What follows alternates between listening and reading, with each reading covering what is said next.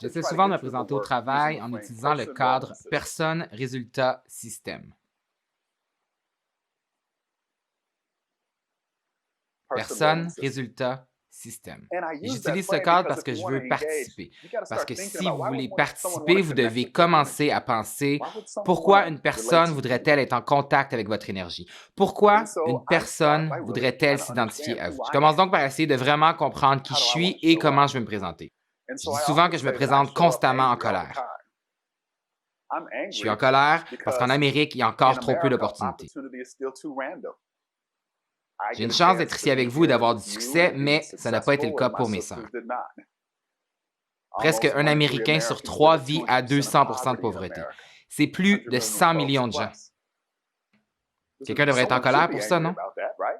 Quelqu'un devrait être en colère, mais la question est, puis-je utiliser cette colère d'une façon saine?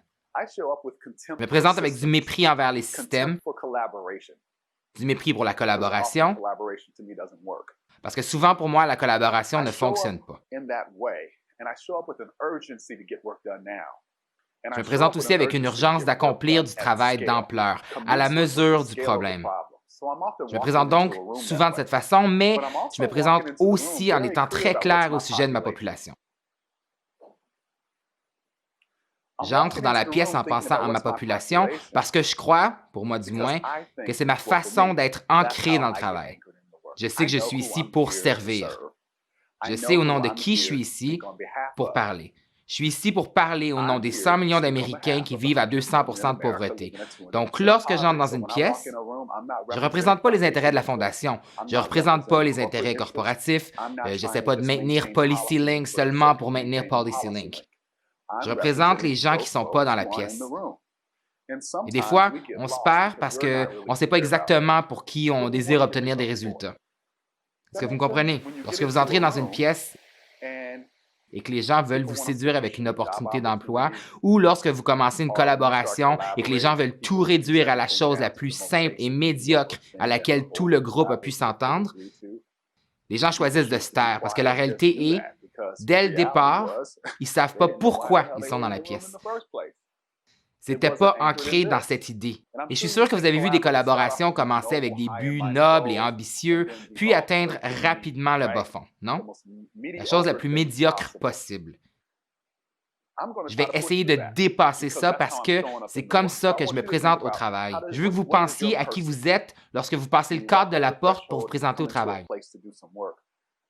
Comment vous présentez-vous? Moi, je m'entends vous donner des signaux clairs. Je me présente au travail pour obtenir des résultats.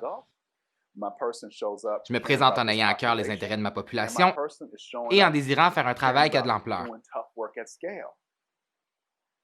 Donc, si vous ne voulez pas travailler avec une personne comme celle-là, ne m'invitez pas à vos rencontres. Ce qui m'importe est très clair et je sais pourquoi je suis dans la pièce.